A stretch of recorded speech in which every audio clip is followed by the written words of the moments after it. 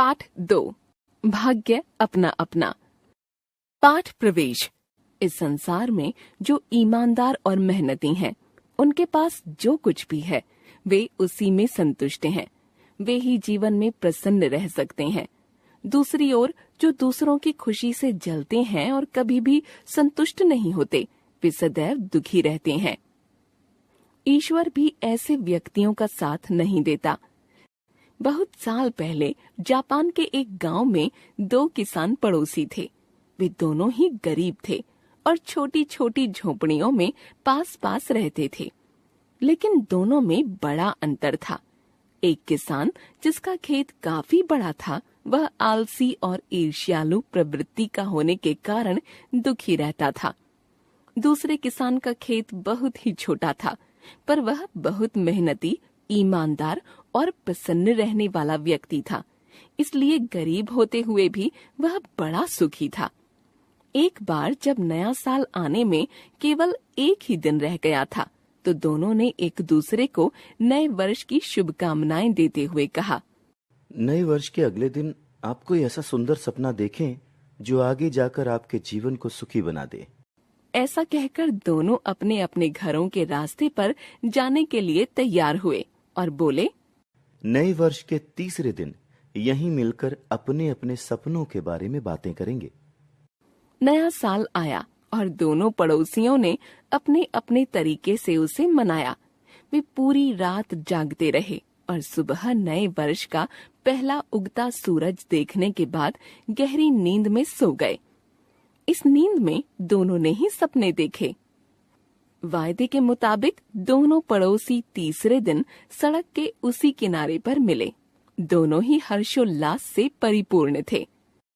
हाँ, मैंने एक सपना देखा। और तुमने भी कोई सपना देखा है क्या? दोनों ने एक दूसरे से पूछा। पहले बड़े खेत वाला पड़ोसी बोला, मैंने सपना देखा कि मेरा भाग्योदय होने वाला है और यह भाग्योदय धरती से होगा। अब तुम बताओ, तुमने सपने में क्या देखा? छोटे खेत वाला पड़ोसी बोला, हाँ, मैंने भी यही देखा कि मेरा भाग्योदय होगा, लेकिन वह धरती से नहीं, स्वर्ग से होगा। दोनों ने एक दूसरे के सपनों को अच्छा बताते हुए विदा ली और अपने अपने घर चले गए। कुछ दिनों बाद मौसम में कुछ गर्मी आ गई और बर्फ पड़नी बंद हो गई। आज तो सूरज भी पूरा निकला था। छोटे खेत वाले किसान ने सोचा कि अब खेत में काम करना शुरू कर देना चाहिए। वह जानता था कि अपना हाथ जगन्नाथ। नए साल को शुरू हुए भी कई दिन बीत चुके थे।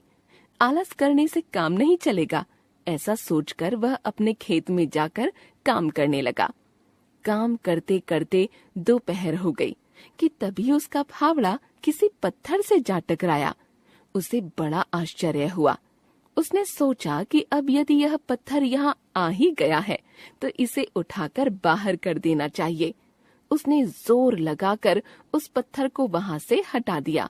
लेकिन यह क्या, पत्थर हटते ही उसने देखा कि उसके नीचे एक कलश दबा हुआ है जिसमें सोने के सिक्के भरे हुए हैं। एक बारगी उसका चेहरा खिल उठा कि उसे इतना धन प्राप्त हो गया है। पर तभी उसे अपने पड़ोसी के सपने का ख्याल हो आया, जिसने कहा था कि उसका भाग्योदय तो धरती से होगा। इस ईमानदार और भले किसान ने सोचा, हो न हो यह धन मेरे पड़ोसी के लिए ही होगा। गलती से मेरे खेत में आ गया है, इसलिए सपने के अनुसार इस पर मेरा नहीं, पड़ोसी का ही हक है। ऐसा सोचकर वह अपने पड़ोसी के घर गया और उससे बोला, भाई, बधाई हो, तुम्हारा भाग्योदय मेरी धरती पर हो गया है। तुम्हारे सपने के अनुसार ही वहां धरती के भीतर एक बड़ा कलश निकला है जिसमें सोने के सिक्के भरे हुए हैं। जब भी समय मिले अपने भाग्य को मेरे खेत से ले आना। ऐसा कहकर वह अपने घर आ गया और अपनी पत्नी को सारी बात बता दी। पत्नी यह सुनकर बड़ी प्रसन्न हुई कि उसके पति ने अपने पड़ोसी को ईमानदारी से सारी बात बता दी। वे बड़े निश्चिंत होकर बातें करते रहे कि चलो अब उसके पड़ोसी की गरीबी तो दूर हो जाएगी। उनके मन में तनिक भी ईर्ष्या न थी। वे अपने पड़ोसी की समृद्धि से खुश थे। किसान की पत्नी बोली, देखो अब ठंड बढ़ गई है, तुम यहाँ चूल्हे के पास आकर बैठ जाओ, यहाँ थोड़ी गर्माहट है, यहीं बैठकर खाना भी खा लेना। उसे अपनी पत्नी की यह बात बड़ी अच्छी लगी। वह चूल्हे के पास आकर बैठ गया। तब उसकी पत्नी ने उसे एक कटोरे में चावल और दूसरे में थोड़ी सी दाल दे दी। उसे खाना देकर पत्नी ने भी अपना खाना ले लिया और दोनों प्रेम से बातें करते हुए खाना खाने लगे। दूसरी ओर उसका पड़ोसी यह सोचकर जल्दी जल्दी खेत की ओर भागा कि कहीं कोई उसके कलश में से सोने के सिक्के चुरा कर न ले जाए। उसके पैरों में जैसे पंख लग गए थे। पहला शक तो उसे अपने पड़ोसी पर ही था, क्योंकि उसी ने तो सबसे पहले कलश देखा था। खेत में जाकर उसने एक बड़े पत्थर के नीचे झांका तो उसे बड़ा कलश चमकता हुआ दिखाई दिया। उसने बड़े उत्साह के साथ कलश को निकाल लिया और अपने घर ले आया। कलश बहुत भारी था। उसकी पत्नी उस कलश को देखकर बहुत प्रसन्न हुई। दोनों ने मिलकर उस कलश का ढक्कन उठाया तो उनके होश उड़ गए। दोनों डर कर चिल्ला उठे। उन्होंने जल्दी से ढक्कन बंद कर दिया। बड़े खेत वाले किसान को अपने पड़ोसी पर बहुत गुस्सा आया। उसने सोचा कि उसके पड़ोसी ने उसके साथ कैसा मजाक किया है। सांपों से भरे कलश को सोने के सिक्कों से भरा कलश बताकर उसने उसका मखौल उड़ाया है। गुस्से से भरकर उसने सोचा कि वह अभी अपने पड़ोसी के घर जाकर इस मजाक का बदला लेगा। फिर क्या था, उसने अपने घर से एक सीढ़ी निकाली और थोड़े समय बाद सावधानी से कलश उठाया कि कहीं सांप उसे न काट लें। पर इस बार उसे कलश थोड़ा हल्का लगा। उसने पड़ोसी के घर की छत के साथ अपनी सीढ़ी लगा दी और धुएं की चिमनी से नीचे झांक कर देखा। वहां दोनों पति पत्नी भोजन कर रहे थे। उसने सोचा कि इन्हें मजा चखाने का यही सबसे अच्छा अवसर है। जब इनके खाने में ये सांप जाकर गिरेंगे तब उन्हें अपनी करनी का फल मिल जाएगा। ऐसा सोचकर उसने सांपों से भरा वह कलश चिमनी से नीचे उलट दिया। पर यह क्या, उसकी आंखें आश्चर्य से फटी की फटी रह गईं। नीचे लगातार सोने के सिक्के गिर रहे थे। सांपों का तो नामो निशान भी न था।